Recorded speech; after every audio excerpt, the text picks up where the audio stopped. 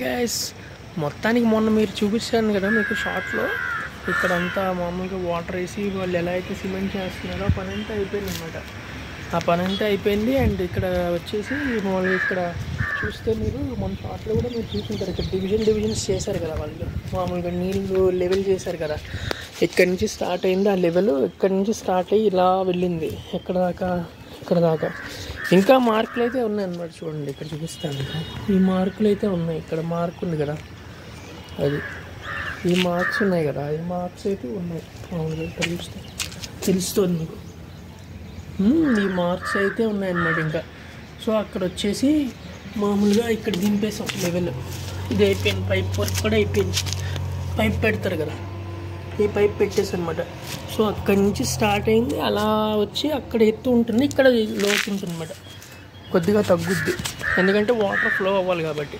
ఇలా ఇక్కడి నుంచి అలాగా వచ్చి ఇక్కడ తగ్గిపోద్ది. అది ఆ వర్క్ అంతా కూడా అయిపోయింది. అండ్ అన్నీ ఫుల్ స్వింగ్లో ఉన్నాయి. అది మ్యాటర్ అనమాట.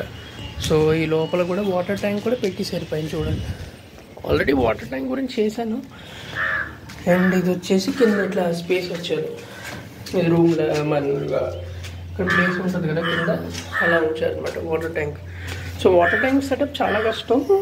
అండ్ మంచి ఏంటి 1000 లీటర్ కావేరీ ట్యాంక్ వాడాము.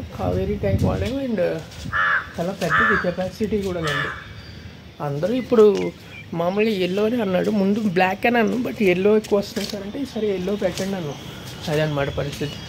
దాని కెపాసిటీ కూడా మీకు చూసి చెప్తాను కొంచెం. సో 1000 లీటర్స్ కెపాసిటీ ఇదండి ట్యాంక్ది.